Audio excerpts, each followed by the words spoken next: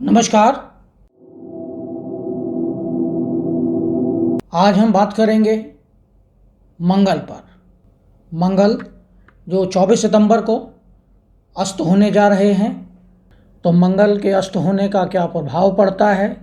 मंगल जो मेष राशि और वृश्चिक राशि के स्वामी हैं, मंगल के अस्त होने का क्या मतलब है, विभिन्न राशियों पर इसका क्या प्रभाव पड़ेगा, आज हम इस पे चर्चा करेंगे। मंगल हमारे शरीर में हमारे ब्लड का प्रतिनिधित्व करता है। हमारे अंदर जो ऊर्जा है उसका प्रतिनिधित्व मंगल करता है।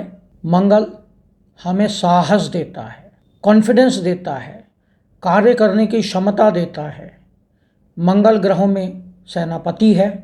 अगर मंगल अस्त हो जाता है तो ऐसी स्थिति में क्या प्रभाव पड़ सकते हैं आपके जीवन पर, आज हम इस पर चर्चा करते हैं। तो मंगल अभी कन्या राशि में विराजमान है। जब वह 24 सितंबर को अस्त होगा। चर्चा शुरू करने से पहले हम आपसे कहना चाहते हैं कि आपने अगर हमारे चैनल को सब्सक्राइब नहीं किया है तो इसे सब्सक्राइब करें, लाइक करें, शेयर करें और बेल आइकन का बटन ज़रूर दबा दें, जिससे आने वाले सभी वीडियो आपको मिलते रहें। हम केवल आज मंगल की बात कर रहे हैं और मंगल के कारण जो नेगेटिव रिजल्ट हैं वो हम आपको बता रहे हैं, जिससे आप सावधान रहें और अपने प्रिकॉशंस ले सकें। सबसे पहले हम बात कर लेते हैं मेष राशि की। तो मेष राशि के लिए मंगल लगन और अष्टम भाव के स्वामी हैं, जो छठे भाव में अस्त हो रहे हैं। लग्नेश का छठे भाव में जाना और अस्त होना यानी लगन को कमज़ोर बना देता है।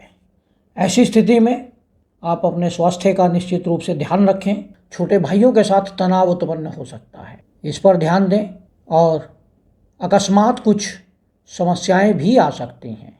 तो मेष राशि के लिए मंगल का अस्त होना बहुत अच्छा संकेत नहीं है। कार्यस्थल पर भी आपको बहुत अधिक प्रयास करने पड़ेंगे, मेहनत करनी पड़ेगी और उसके जो रिज़ल्ट हैं वो आपको पूर्ण रूप से नहीं मिलेंगे। अगर हम वृषभ राशि की बात करें तो वृषभ राशि के लिए मंगल 12वें भाव का और सप्तम भाव का स्वामी बनता है। ऐसी स्थिति में मंगल पंचम भाव में अस्त स्थिति में होगा। आपको अपने पार्टनर्स के कारण कुछ नुकसान उठाना पड़ सकता है यदि आपके बिजनेस में पार्टनर्स हैं। साथ में द्वादश भाव का स्वामी अस्त हो रहा है। द्वादश भाव जो व्यय का भाव है, तो व्यय में कुछ लगाम लगेगी, व्यय कम होगा। जीवन साथी के साथ मतभेद उत्पन्न हो सकते हैं, उसका निश्चित रूप से आप ध्यान रखें, थोड़ा सावधानी बरतें। अगर हम मिथुन राशि की बात करें तो मिथुन राशि के लिए मंगल एकादश भाव का और छठे भाव का स्वामी है और चतुर्थ भाव में जाकर अस्त हो रहा है। मंगल जब भी किसी कुंडली में जिस भाव में अस्त हो जाता है या कमज़ोर हो जाता है तो उस भाव में कुछ समस्याएं उत्पन्न कर देता है। एकादश भाव के स्वामी का चतुर्थ भाव में जाकर अस्त होना यानी सुख सुविधाओं में कमी करता है। मदर की हेल्थ पर समस्या आती है, मदर की हेल्थ का ध्यान रखें। घर में सुख साधनों में कमी होती है, सुख सुविधाओं में कमी होती है और जीवन साथी के साथ मतभेद उत्पन्न हो सकता है, पार्टनर्स के साथ मतभेद उत्पन्न हो सकता है और कार्यस्थल पर भी आपको बहुत अधिक कंपटीशन का सामना करना पड़ सकता है। अब हम बात कर लेते हैं कर्क राशि की। कर्क राशि के लिए मंगल अति योग कारक ग्रह बनते हैं, यानी दशम भाव के और पंचम भाव के स्वामी मंगल तृतीय भाव में जाकर अस्त हो गए हैं। तो तृतीय भाव जो हमारा पराक्रम का भाव है, हमारा साहस का भाव है, हमारी इच्छाओं का भाव है, हमारा इंक्लिनेशन क्या होगा, हमारा झुकाव किस तरफ होगा, वहाँ जाकर जब मंगल अस्त हो जाता है तो कार्यस्थल पर आपको अधिक मेहनत करनी पड़ती है। तो छोटे भाई बहनों के स्वास्थ्य में भी कुछ समस्याएं दे सकता है। तृतीय भाव का कारक है मंगल और अपने कारक के भाव में ही जाकर अस्त हो रहा है। ऐसी स्थिति में आपके कॉन्फिडेंस में कमी आएगी, आपके साहस में कमी आएगी और आपको अपर एब्डोमेन से संबंधित कुछ समस्याएं भी मंगल दे सकता है, क्योंकि पंचमेश है मंगल और छठे भाव को देखता है। कंपटीशन का भाव है छठा भाव, तो आप कंपटीशन में सक्सेस प्राप्त कर सकते हैं। अगर हम सिंह राशि की बात करें तो सिंह राशि के लिए मंगल नवमेश और चतुर्थेश है। यहाँ भी मंगल योग कारक प्लैनेट है और योग कारक होने के कारण जो उसकी रिजल्ट देने की जो क्षमता है या कैपेबिलिटी है वो कम हो जाती है। चतुर्थ भाव का स्वामी द्वितीय भाव में जाकर अस्त हो रहा है। फैमिली में कुछ ज़मीन जायदाद को लेकर कॉन्फ्लिक्ट उत्पन्न हो सकता है, कुछ मतभेद हो सकते हैं, कुछ आपके पिता के साथ भी मतभेद हो सकते हैं। संतान पक्ष से भी कुछ आपको निराशा मिल सकती है। सावधानी से रहें, वाहन थोड़ा धीरे चलाएं, ध्यानपूर्वक चलाएं, क्योंकि चतुर्थेश अस्त है। द्वितीय भाव में बैठा मंगल जब अष्टम भाव को देखता है तो ऐसे में पाइल्स से संबंधित या जेनेटिकल ऑर्गन से संबंधित कोई समस्या दे देता है। अगर हम कन्या राशि की बात करें तो कन्या राशि के लिए मंगल तृतीय भाव का और अष्टम भाव का स्वामी बनता है, यानी अष्टम से अष्टम भाव और आ जाता है लग्न में। तो दोनों दुष्ट स्थानों का स्वामी मंगल लग्न में स्वास्थ्य को खराब करता है, कुछ क्रॉनिक डिजीज़ दे सकता है, साहस में कमी दे सकता है, छोटे भाइयों से मतभेद दे सकता है, जीवन साथी के साथ कॉन्फ्लिक्ट करा सकता है। यहाँ बैठा मंगल चतुर्थ भाव को भी देखता है तो सुख सुविधाओं में कमी, वाहन को ध्यानपूर्वक चलाएं, क्योंकि मंगल जब अस्त हो जाता है तो आदमी का कॉन्फिडेंस कमज़ोर पड़ने लगता है। मंगल ही हमारे साहस का कारक है और हमें ही मंगल ही कॉन्फिडेंस देता है।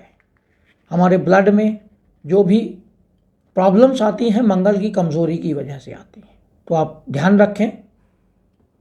अगर हम तुला राशि की बात करें तो तुला राशि के लिए मंगल सप्तम भाव का और द्वितीय भाव का स्वामी है। दोनों मारक भाव हैं। मारक भाव का स्वामी द्वादश भाव में जाकर अस्त हो गया है व्यय स्थान में, यानी द्वितीय भाव और सप्तम भाव का व्यय करा रहा है। पार्टनर्स के साथ आपके कॉन्फ्लिक्ट हो सकते हैं। जो लोग विदेश से बिजनेस करते हैं, विदेश से कनेक्टेड हैं बिजनेस में, उन्हें लाभ तो मिलेगा लेकिन मनचाहा लाभ मिलने की संभावना कम है। यहाँ अपने पार्टनर्स के साथ कॉन्फ्लिक्ट तो होगा लेकिन पार्टनर्स की वजह से ही आपको धन लाभ भी होगा, धन की प्राप्ति भी होगी। छोटे भाई बहनों के साथ कॉन्फ्लिक्ट भी होगा, पत्नी के साथ भी या जीवन साथी जो हैं आपके उनके साथ भी कॉन्फ्लिक्ट होगा। अगर हम वृश्चिक राशि की बात करें तो लग्नेश का एकादश भाव में अस्त हो जाना, यानी इच्छाओं को पूरा करने में समस्याएं आएंगी। जो भी आपकी इच्छाएं हैं बहुत लंबे समय से चल रही थी, उनको पूरा करने में आपको समस्याओं का सामना करना पड़ेगा। यहाँ बैठा मंगल द्वितीय भाव को देखता है और छठे भाव का स्वामी है, तो आपको डेंटल से संबंधित समस्याएं दे सकता है। पंचम भाव जो हमारा ज्ञान का भाव है, ज्ञान में भी आपका ध्यान भटकाव की ओर ले जा सकता है। पंचम भाव हमारा प्रेम संबंधों का भाव है, तो उसमें भी कॉन्फ्लिक्ट करा सकता है, प्रेम संबंधों में बाधाएं आ सकती हैं। और छठे भाव को देखता है, अपने ही भाव को देखता है। जो भी ग्रह अपने भाव को देखता है उस घर को बलवान कर देता है, लेकिन मंगल अस्त है। ऐसी स्थिति में छठा भाव जो हमारा रोग ऋण शत्रु का भाव है, इनमें वृद्धि हो सकती है। आप इसका निश्चित रूप से ध्यान रखें। अब हम बात करते हैं धनु राशि की। धनु राशि जिसके लिए मंगल पंचमेश और द्वादशेश बनता है और दशम भाव में जाकर अस्त हो जाता है। दशम भाव जो मंगल के लिए दिग्बली स्थान है, दशम भाव का कारक है मंगल, लेकिन अस्त होने के कारण मंगल अपनी क्षमता खो देता है, अपनी पावर खो देता है, अपने रिजल्ट देने की जो क्षमता है वो कम कर देता है। तो धनु राशि के लिए मंगल पंचमेश और द्वादशेश है, दशम भाव में बैठा हुआ है। पंचम भाव के स्वामी का अस्त होना यानी संतान पक्ष से कुछ चिंता, प्रेम संबंधों में तनाव, शिक्षा में बाधा आ सकती है। जो स्टूडेंट्स हैं उनका ध्यान भटक सकता है क्योंकि द्वादशेश है मंगल, और मंगल लगन को, चतुर्थ भाव को और पंचम भाव को देखता है। ऐसी स्थिति में सुख साधनों में कमी करता है, माँ के स्वास्थ्य में समस्या लाता है और एक्सीडेंट के योग बना देता है। तो वाहन ध्यानपूर्वक चलाएं। अगर हम मकर राशि की बात करें तो मकर राशि के लिए मंगल चतुर्थेश और एकादशेश है, नवम भाव में बैठकर अस्त हो गया है। चतुर्थेश का नवम भाव में जाना वैसे तो एक बहुत अच्छा योग बनता है। केंद्र के स्वामी का त्रिकोण में जाना, लेकिन मंगल का अस्त होना समस्याएं भी उत्पन्न करता है।